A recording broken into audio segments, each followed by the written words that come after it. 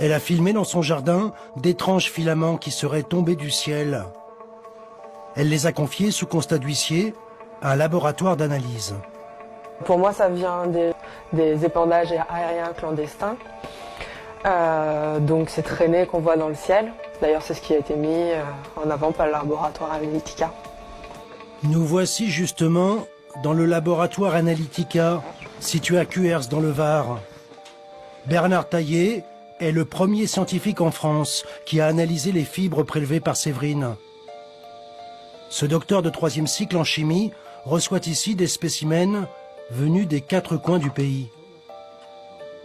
Ces molécules ne se rassemblent pas, donc elles restent sous la forme de filaments.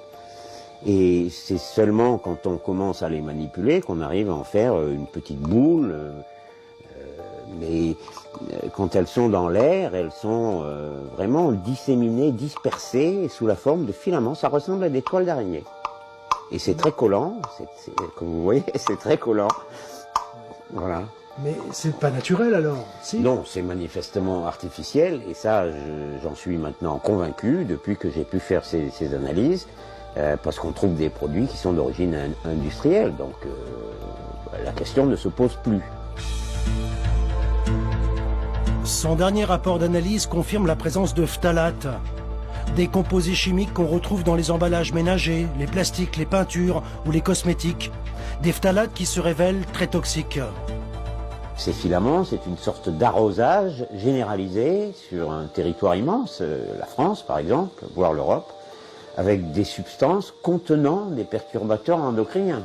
Ils perturbent notre système endocrinien, et sans notre système endocrinien, on est, enfin je vais être vulgaire, mais on est foutu quoi. On se dérègle, on devient obèse.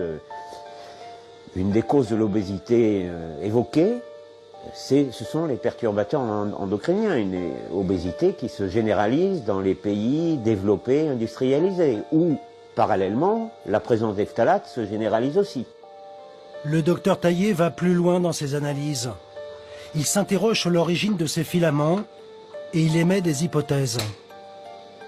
Je n'accuse personne, mais enfin, les choses qui tombent du ciel ne peuvent venir que d'un avion ou d'un aéronef.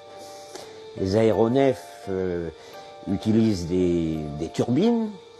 Ces turbines doivent être graissées. Dans les graisses, on met des phtalates et dans les filaments, on retrouve des phtalates. Donc, est-ce que, par hasard, ces filaments ne se formeraient pas, alors de manière involontaire peut-être, ou de manière volontaire, à la sortie des réacteurs d'aviation? C'est une hypothèse, c'est tout. Mais une hypothèse quand même étayée par le fait que ces filaments contiennent des produits qui sont connus pour être présents dans les produits chimiques qu'on embarque dans les avions pour les faire fonctionner.